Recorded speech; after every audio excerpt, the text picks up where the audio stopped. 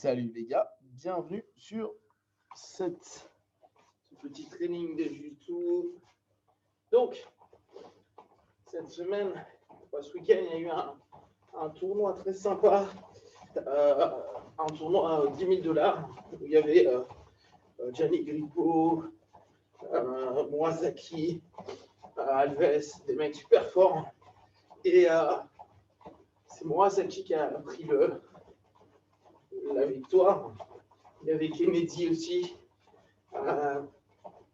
C'est assez intéressant parce que c'est un jeune ceinture noire qui a fait régulièrement des double gold au monde. Donc, ça veut dire qu'il a gagné 4 et tout 4. Et il a un jeu, il est chez Athos.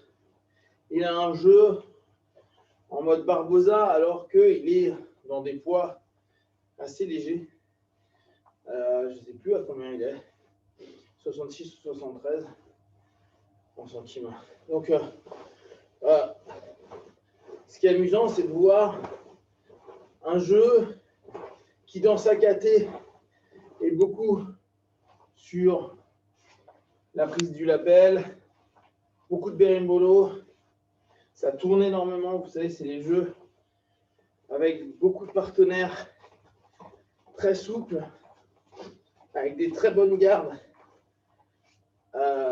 et qui, à n'importe quel moment, arrive à récupérer des phases qui sont assez intéressantes parce que justement, ils ont des super escapes, des jambes, des genoux super flex. Ça donne vraiment des trucs intéressants. Et lui, un jeu qui est donc à la Barbosa, très très en pression, pas très compliqué, assez souvent debout et à tout le temps chercher à aller dépasser le partenaire, à chercher des gros cross-space. Ça donne un style, on en parlait avec Dao hier, en fait, de jiu-jitsu qui ressemble à de la luta en kim. C'est-à-dire, il n'y a pas forcément toujours des masses de grip, bien que ils prennent des. On sent que le gars, il a une poigne de ouf sur plein de choses. Mais dans son modèle, il est je te colle, je te colle, je te colle. Ça fait du jiu-jitsu un petit peu plus ancien style, c'est-à-dire moins de grip kim, plus de pression au corps. Et c'est vrai qu'il a pris le tournoi, alors il a gagné des matchs à la décision. Il n'y avait pas forcément de points, mais c'est vrai que vu que là, il n'y a pas d'avantage, il y a tout un travail qui était vraiment intéressant à observer. Et c'est intéressant d'aller constater qu'une toute jeune génération vont avoir bien sûr un panel de fous furieux, autant sur des jeux un petit peu plus modernes avec les lapels et autres, que un jeu en pression commençant par en se levant, etc. On va un peu bosser sur ça. Je trouve que c'est intéressant. Tiens, Fred.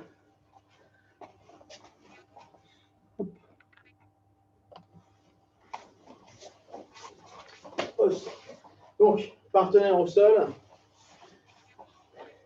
Comme je vous dis, il était beaucoup avec des adversaires donc, comme Kennedy, des gars souples qui travaillent en général avec des gros grips.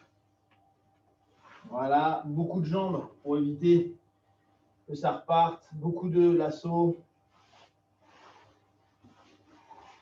avec des hanches incroyables au niveau de la reprise. Et lui, il a tout un jeu où, par exemple, sur ce type de travail, il va moins prendre la jambe que prendre le grip quand il se relève. D'accord? Il a beaucoup ce principe-là. Il va aller prendre les grips intérieurs, extérieurs, avant de tourner. C'est-à-dire qu'on va avoir sur le lasso, par exemple, ce type de grip-là, où lui, il va remonter et tirer énormément. D'accord? Ce qui fait que mon partenaire, pour maintenir, ce n'est pas toujours hyper simple. Et surtout, là, même si je lâche celui du lasso, il a énormément de travaux à se redresser et après à mettre la pression sur le partenaire. D'accord? Donc, ce qu'on va prendre en compte, c'est ce type de principe sur les grippes. Et, vas-y, prends un lasso. Voilà. Donc là, on a un lasso très classique. Prendre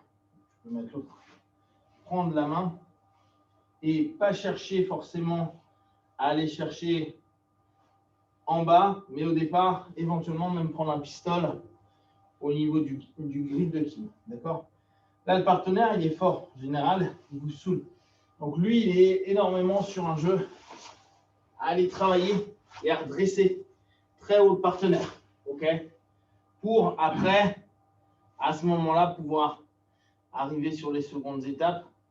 Et il va assez classiquement jouer sur redescendre et venir aspirer. D'accord? Ce qui fait que là, pour mon partenaire, même s'il est encore un peu solide, ça va être dur pour lui. Et après, il a qu'un jeu où il reste très bas. Et comme je vous disais, il va chercher beaucoup sur des crossface. Ce qui fait que là, si Bouta veut un peu bouger et autres, c'est une vraie galère pour le partenaire. Et pour le passage de garde, c'est assez facile. Donc, on peut avoir vraiment cette notion d'aller casser les grippes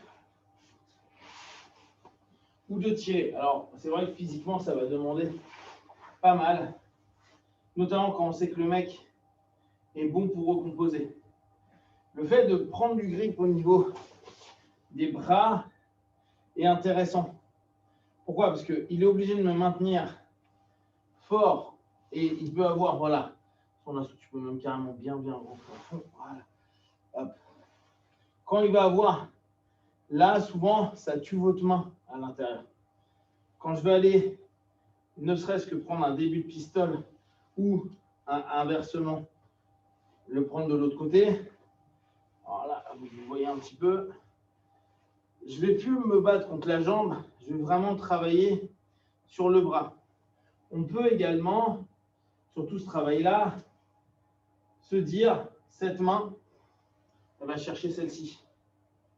Ok, là, s'il travaille normalement, ce qui est cool, c'est que si je commence à remonter de ce côté-là, je fais attention, je lève, en remontant complètement, c'est dur pour lui de maintenir. D'accord?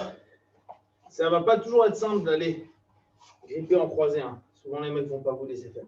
Mais cette idée-là, c'est que souvent, quand on a un lasso, on a appris, on tente de tourner la main sur l'extérieur, on prend le kim et on se barre. Sauf qu'il y a des moments où on galère à fond à revenir parce que le partenaire, quand il est là, voilà, c'est une vraie galère. OK? Allez chercher l'autre côté, qu'importe comment, ça peut être en intérieur ou même ici. Là, ici, si je suis là, vous voyez que c'est compliqué pour moi. Et souvent, on dit, va mettre cette main sur l'extérieur. Mais vous voyez, je ne peux pas. Si je vais nourrir ma main, là, c'est compliqué pour lui. Parce qu'il n'a plus le jeu qu'il veut sur mon kill. Et je vais pouvoir aller commencer à travailler à ce niveau-là. D'accord? Revenir. Là, pareil, je reste sur un principe bas et je vais commencer à mettre une pression. Donc, cette idée de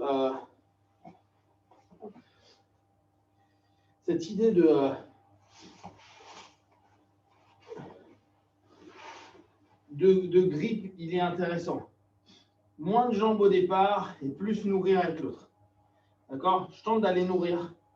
On l'a déjà vu. Je prends juste au niveau du col. Souvenez-vous, vous avez des gros grippeurs qui sont compliqués pour vous et ils font que de vous casser sur l'avant. D'accord? Prenez simplement la main. Là, le grippeur, même s'il veut vous casser sur l'avant, ça devient dur. OK? Je repars, hop, je change. Voilà, maintenant je peux me redresser. Je vais saisir là où ça me dérange. Là, s'il veut gripper, ça va devenir 2. Maintenant, je peux prendre 2-1. Là, ça va être dur pour lui. D'accord? J'annule cette notion-là. On va reprendre de façon même plus générale. Mon partenaire aime bien travailler avec les lapels. Donc, on bosse avec. Qu'importe comment. Voilà. Donc, la lutte qu'on a souvent, c'est de vouloir aller lui casser le grip pour pouvoir revenir. OK? Voilà. Moi, je m'en fous. Prenez la main. Ne travaillez que sur la main. D'accord? D'ici, on va commencer à pouvoir travailler. Pourquoi? Parce que même s'il commence à bouger, à travailler, je vais assez facilement lui contrôler. Il me contrôle. Donc, je sais que ce côté-là, il est mort. Par contre, il ne peut pas faire beaucoup de choses à ce niveau-là. Là, en plus, il est sur le up. Je vais avoir un peu de chance, je vais pouvoir les retravailler. Je vais reprendre. Mais le fait de pouvoir contrôler sa main, je sais qu'à ce moment-là, moi, je vais avoir moins de problèmes. D'accord?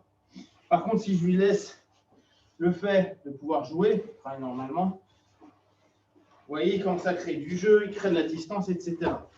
Je reprends sur le même modèle, je le laisse travailler, mais je vais aller juste saisir sa main à chaque fois.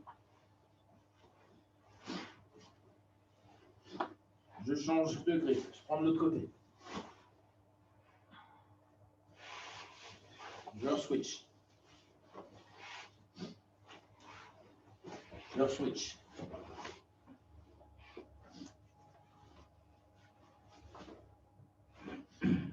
À partir du moment où je suis sur le contrôle de son poignet, lui, il n'a pas des masses de jeu. Moi non plus, hein, mais il a pris un lapel. Donc on sait très bien qu'on ne va pas bouger beaucoup. Mais pour l'instant, je n'ai pas de danger. Ça prend. Je croise.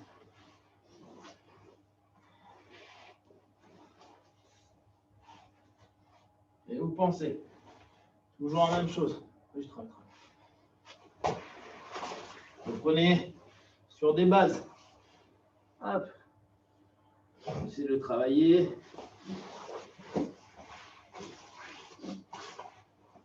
Même si on est toujours, je m'en fous.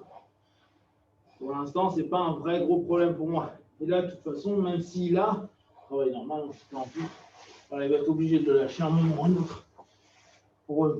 Donc,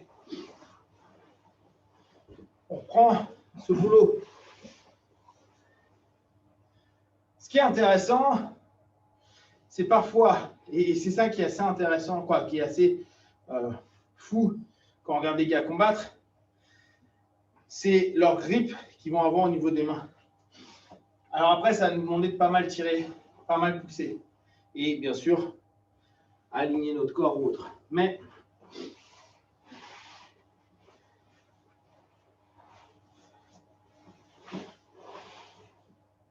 on est trop souvent à vouloir se battre pour notre Kim. Et si je me bats pour le Kim, là, il a tout en jeu avec ses bras, où c'est compliqué pour moi. D'accord? Par contre, si je lui tue cette mobilité-là, et que je commence à aller travailler, là, je bosse normal.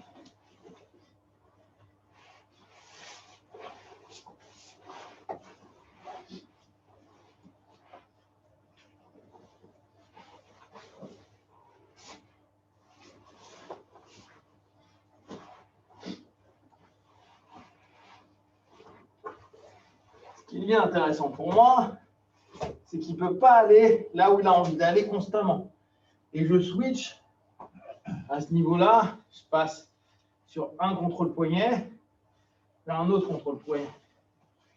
Hop, hop.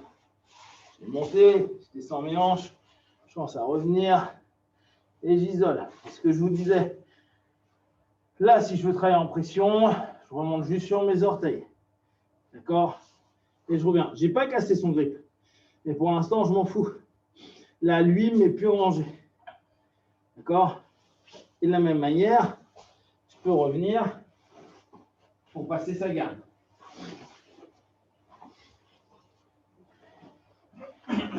T'aimes bien quoi comme on l'appelle?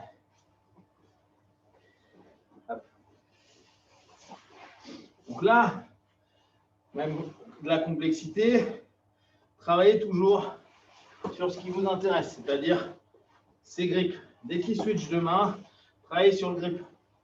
Moins il y a de grip, plus vous êtes sur des phases de contrôle de son grip, mieux c'est. On reprend. C'est vraiment une grosse galère, on sait, les lapels, mais là, c'est ce qui est le plus intéressant pour qu'on capte l'importance des saisies de grip.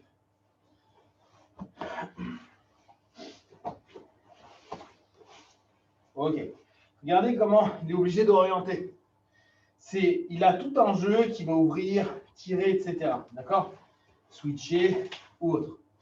Donc, si sur tout ce travail-là, dès le départ, je suis en train d'enlever une phase. J'enlève une phase. J'enlève, je sais qu'il va y avoir un switch. Là, pour l'instant, je n'ai pas de danger. Au pire, il m'emmène sur l'avant. Je maintiens.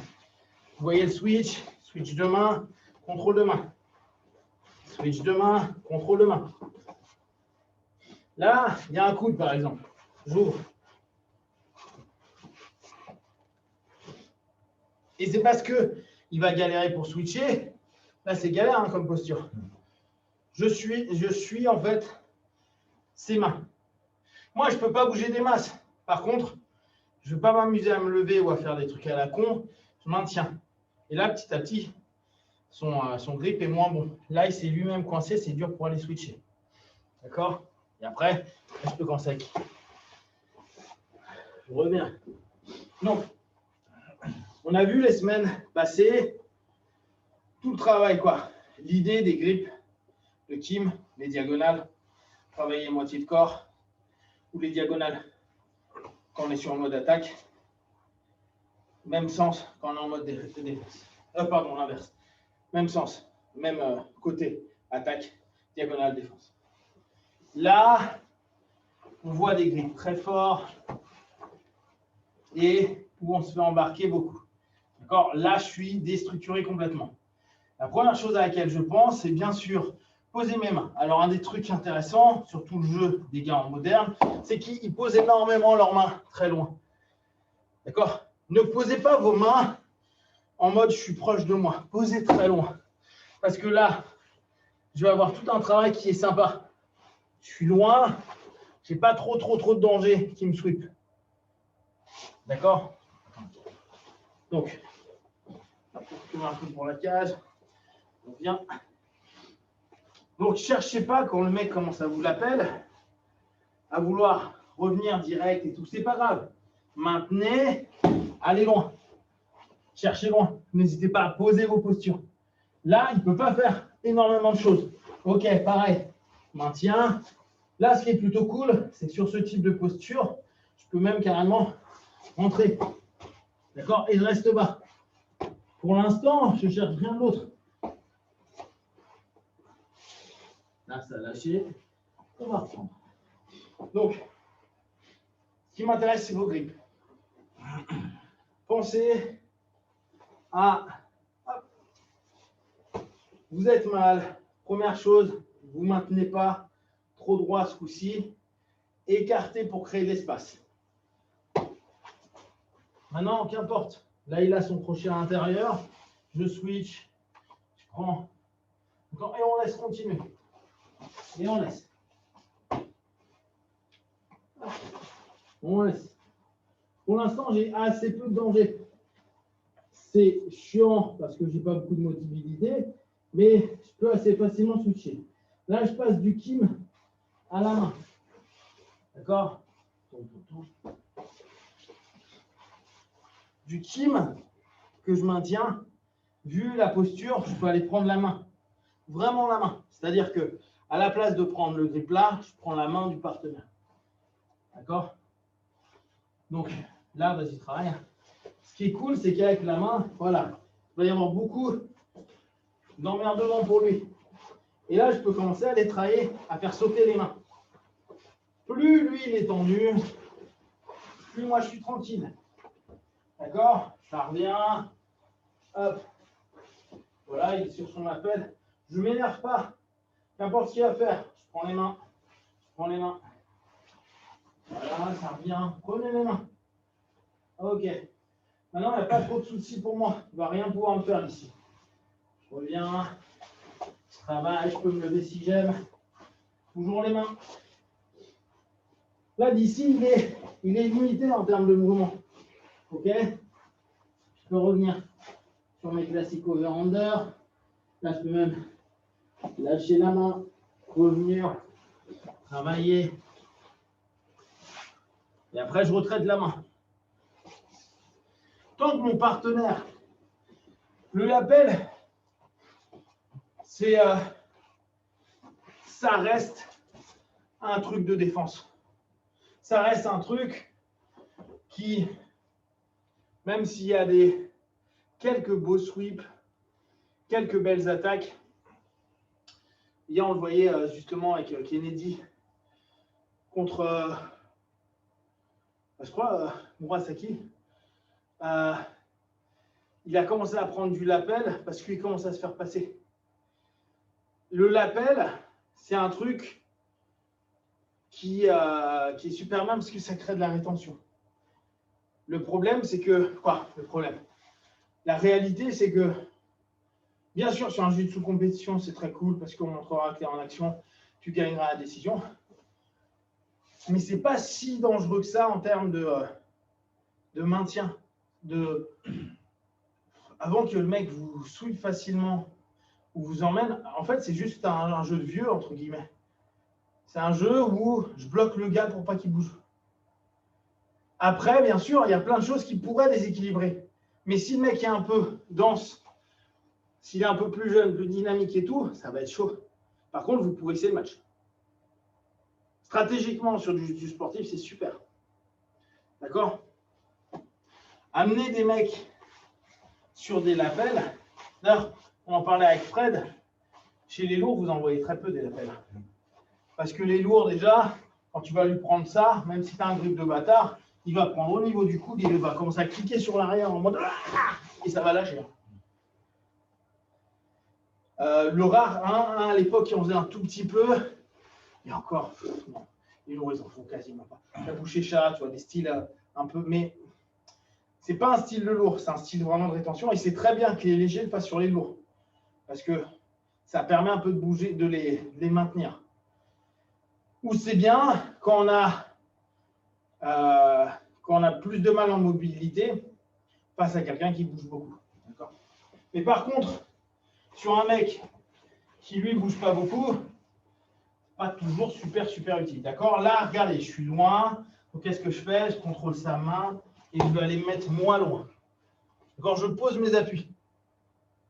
Là, pour lui, il n'y a pas grand-chose à quoi. Après, qu'est-ce que tu fais? Voilà, il part. Hop. Je pose mes appuis. Vous avez vu, il met son élévateur. Moi, tant que j'ai cette main, je m'en fous. Au niveau de la main, je peux avoir un contrôle là ou je peux avoir un contrôle vers le bas. D'accord? Je peux switcher, contrôle vers le bas. Hop, ça y est, ça m'a reposé la deuxième jambe. J'y pense plus. Je repasse. Et maintenant, je vais de l'autre côté. Hop. Là, pour moi, il n'y a plus vraiment de danger sur son travail. Par contre, il est obligé de tendre son bras à chaque fois. Donc, je vais jouer avec les articulations des bras.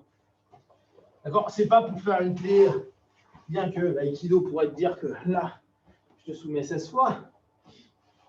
Mais c'est pas... La plupart du temps, le mec, quand il grippe et qu'il veut être fort, il se tend lui-même le bras.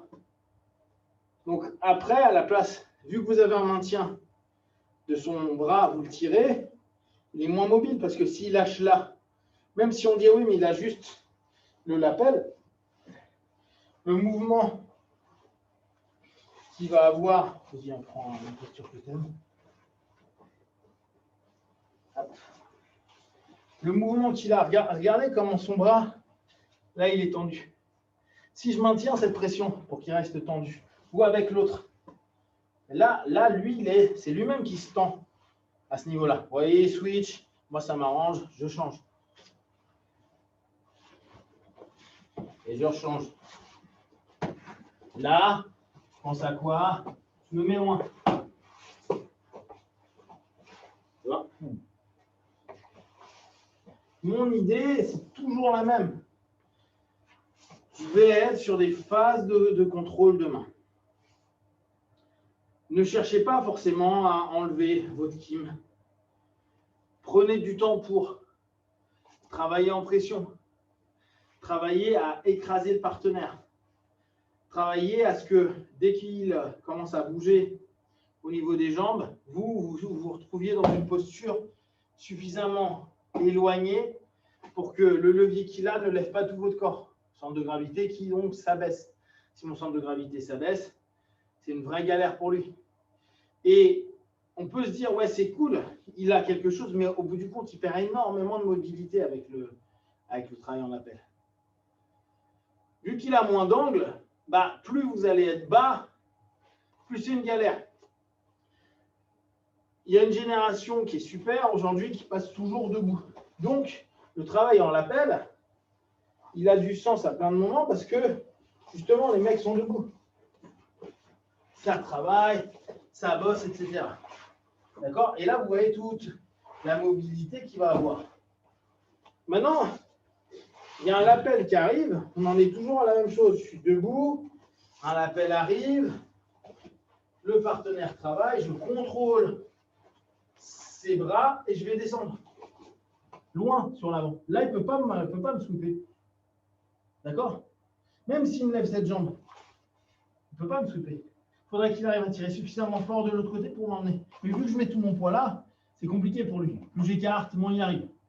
D'accord? Et là, je redescends. Et là, vous avez vu, c'est lui qui est obligé de bouger. Je maintiens, je contrôle. Vous avez vu? Le bras se plie un peu. Je change. Je prends en intérieur. Et là, je suis bien. Je sors mon appel.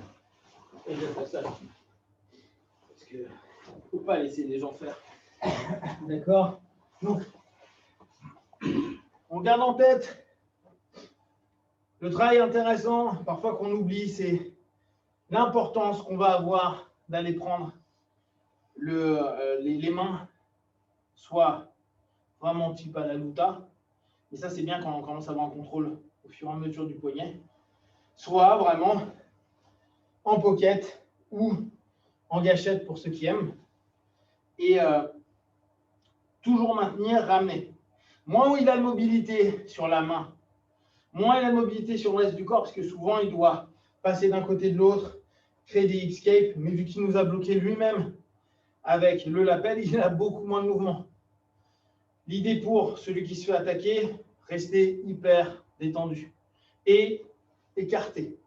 Prenez beaucoup de surface dans votre travail pour éviter que lui ne puisse vous sweeper ou vous déranger trop. Ça va. Pour l'instant, de ce que j'observe des lapels, ça va pas vite les lapels. C'est vraiment le jeu fait pour ralentir. Donc reprenez une posture à la old school. Pression, pression, pression, pression, pression, pression et pression. Comme ça, stratégiquement parlant, lui, c'est une galère. Il reste en dessous en train de maintenir quelque chose et dès qu'il veut changer de main, vous changez, vous suivez et vous avancez. Changez, suivez, avancez. Pression. Mettez loin, revenir, changez, changez. Au bout d'un moment, il va fatiguer. Alors oui, ouais, mais il a plus de grip qu'eux. Ouais, mais il a du grip là. Mais si je suis en train de ramener constamment son grip, là, je suis fort. Si je ramène, vous avez vu, juste ce principe de tension. Donc moi, c'est moins gênant. Je ne dis pas que c'est pas gênant, c'est moins gênant. On continuera. Merci. Et vous continuez à vous entraîner, à regarder ces vidéos au moins 100, 200 ou 300 fois pour assimiler la substantifique moelle de tout ça. Et je vous dis à très vite. Ous.